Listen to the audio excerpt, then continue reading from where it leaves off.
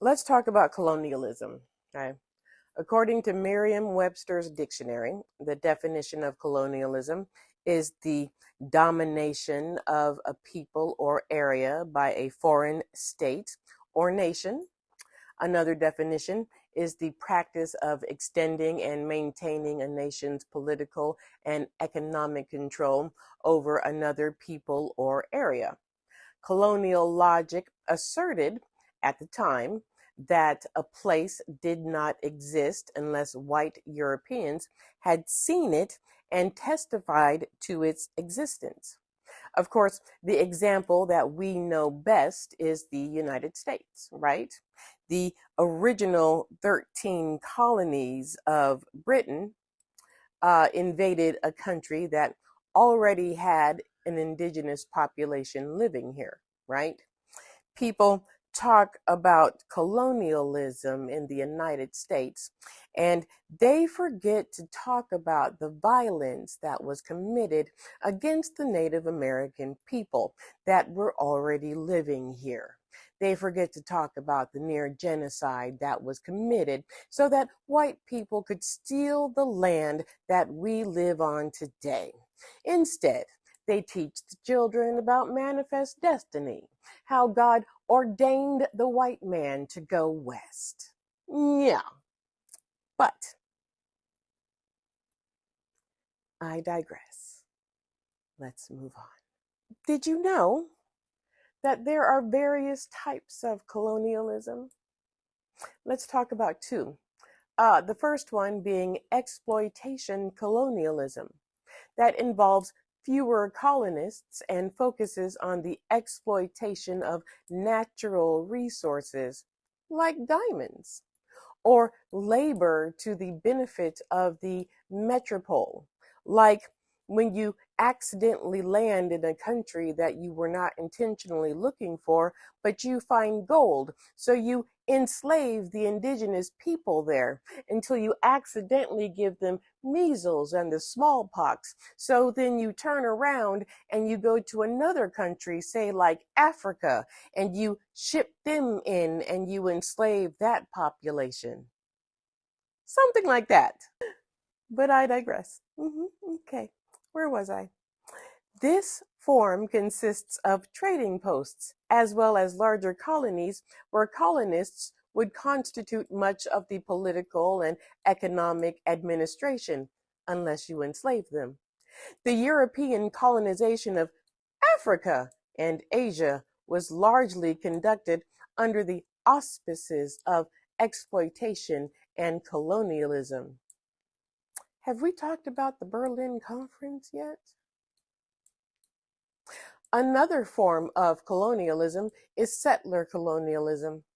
Settler colonialism involves large-scale immigration by settlers to colonies, often motivated by religious, political, or economic reasons. This form of colonialism aims largely to supplant prior existing populations with a settler one and involves a large number of settlers immigrating to colonies for the purpose of establishing settlements. Now, can you think of an example besides the United States of settler colonialism? Now, people tout the positives of colonization, yes, but they're typically the ones who weren't impacted by it. Yeah. Now, let's use the United States as the example. When people tout the positives of colonization, they aren't asking how many of our indigenous tribes are left. They're not asking that. They're not asking how much of the indigenous culture is left. No, they don't talk about indigenous children who were taken from their tribes and put into residential schools to have their culture beat out of them because the sole purpose of kidnapping them was to eradicate the indigenous lifestyle. They weren't talking about that or asking those questions. No. But I digress.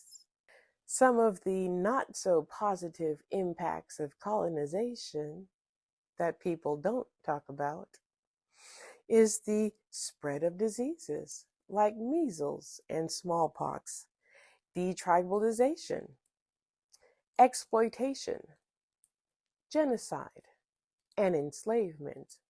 And I'm going to say enslavement one more time because I can. The European colonial system took approximately 11 million Africans to the Caribbean and to North and South America as slaves. Because we are watching colonization firsthand, and we've been watching colonization firsthand for years. I'm going to add apartheid, loss of familial land, loss of familial ties, loss of familial lines.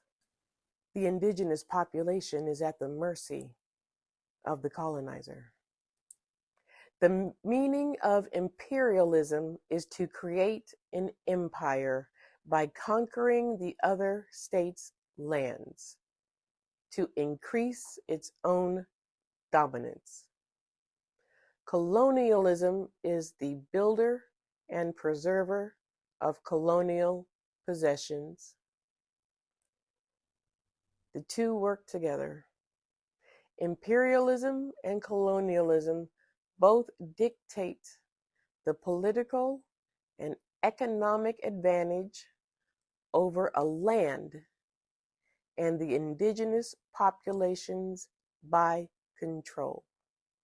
It's about control.